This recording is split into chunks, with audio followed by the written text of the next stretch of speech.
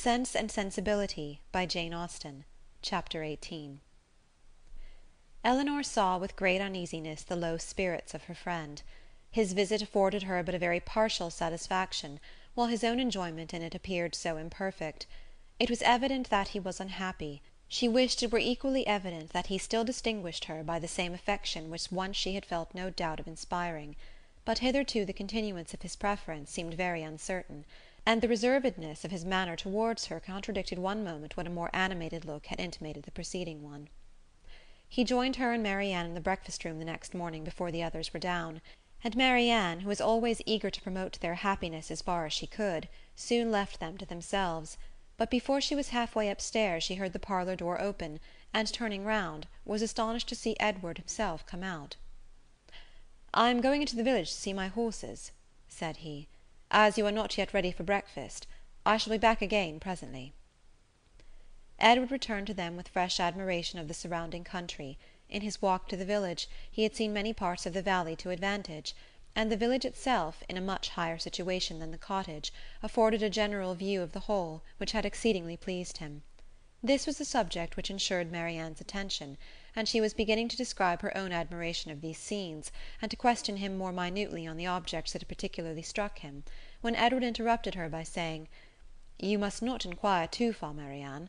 Remember, I have no knowledge in the picturesque, and I shall offend you by my ignorance and want of taste if we come to particulars. I shall call hills steep, which ought to be bold, surfaces strange and uncouth, which ought to be irregular and rugged, and distant objects out of sight, which ought only to be indistinct through the soft medium of a hazy atmosphere. You must be satisfied with such admiration as I can honestly give. I call it a very fine country. The hills are steep, the woods seem full of fine timber, and the valley looks comfortable and snug, with rich meadows and several neat farmhouses scattered here and there. It exactly answers my idea of a fine country, because it unites beauty with utility. And I dare say it is a picturesque one too, because you admire it. I can easily believe it to be full of rocks and promontories, grey moss and brushwood, but these are all lost on me. I know nothing of the picturesque." "I am afraid it is but too true," said Marianne. "But why should you boast of it?" "I suspect," said Elinor, "that to avoid one kind of affectation, Edward here falls into another. Because he believes many people pretend to more admiration of the beauties of nature than they really feel, and is disgusted with such pretensions, he affects greater indifference and less discrimination in viewing them himself than he possesses. He is fastidious, and will have an affectation of his own." "It is very true," said Marianne, "that admiration of landscape scenery has become a mere jargon.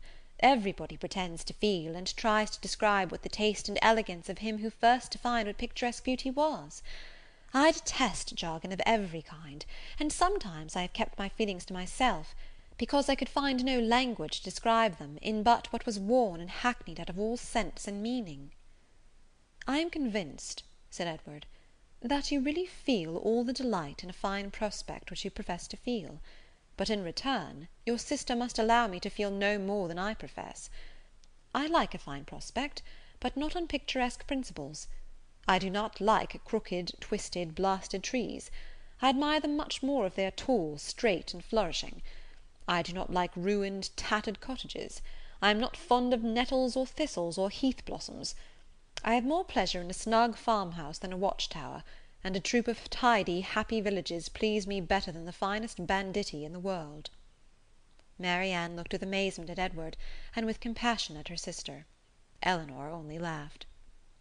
The subject was continued no further, and Marianne remained thoughtfully silent, till a new object suddenly engaged her attention.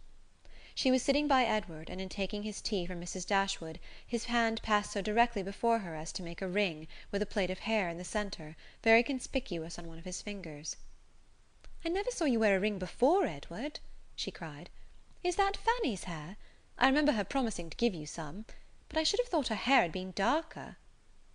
Marianne spoke inconsiderately what she really felt, but when she saw how much she had pained Edward, her own vexation at her want of thought could not be surpassed by his. He coloured very deeply, and giving a momentary glance at Elinor, replied, "Yes, it is my sister's hair. The setting always casts a different shade on it, you know." Elinor had met his eye, and looked conscious likewise. That the hair was her own she instantaneously felt as well satisfied as Marianne. The only difference in their conclusions was, that what Marianne considered as a free gift from her sister, Elinor was conscious must have been procured by some theft or contrivance unknown to herself. She was not in a humour, however, to regard it as an affront, and affecting to take no notice of what passed, but instantly talking of something else, she internally resolved henceforward to catch every opportunity of eyeing the hair, and of satisfying herself, beyond all doubt, that it was exactly the shade of her own. Edward's embarrassment lasted some time, and it ended in an absence of mind still more settled. He was particularly grave the whole morning. Marianne severely censured herself for what she had said, but her own forgiveness might have been more speedy, had she known how little offence it had given her sister. Before the middle of the day they were visited by Sir John and Mrs. Jennings, who, having heard of the arrival of a gentleman at the cottage, came to take a survey of the guest. With the assistance of his mother-in-law, Sir John was not long in discovering that the name of Ferrars began with an F, and this prepared a future mine of raillery against the devoted Elinor, which nothing but the newness of their acquaintance with Edward could have prevented from being immediately sprung. But as it was, she only learned, from some very significant looks, how far their penetration, founded on Margaret's instructions, extended. Sir John never came to the Dashwoods without either inviting them to dine at the Park the next day, or to drink tea with them that evening. On the present occasion, for the better entertainment of their visitor, towards whose amusement he felt himself bound to contribute, he wished to engage them for both. "You must drink tea with us tonight," said he, "for we shall be quite alone, and tomorrow you must absolutely dine with us, for we shall be a large party." Mrs. Jennings enforced the necessity. "And who knows but you may raise a dance?" said she, "and that will tempt you, Miss Marianne." "A dance?" cried Marianne. "Impossible! Who is to dance?" "Who? Why, yourselves, and the Carries and the Whitakers, to be sure. What, you thought nobody could dance because a certain person that shall be nameless is gone? I wish with all my soul," cried Sir John, "that Willoughby were among us again." This, and Marianne's blushing, gave new suspicions to Edward. "And who is Willoughby?" said he, in a low voice, to Miss Dashwood, by whom he was sitting. She gave him a brief reply. Marianne's countenance was more communicative.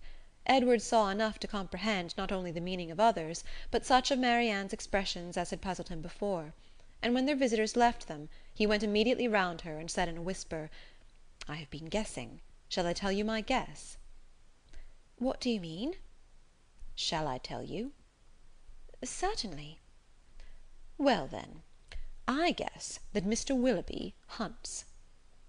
Marianne was surprised and confused, yet she could not help smiling at the quiet archness of his manner, and after a moment's silence said, "Oh, Edward, how can you? But the time will come, I hope. I am sure you will like him."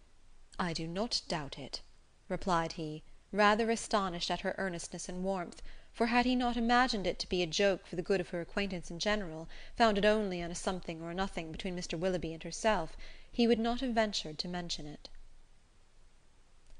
Chapter 18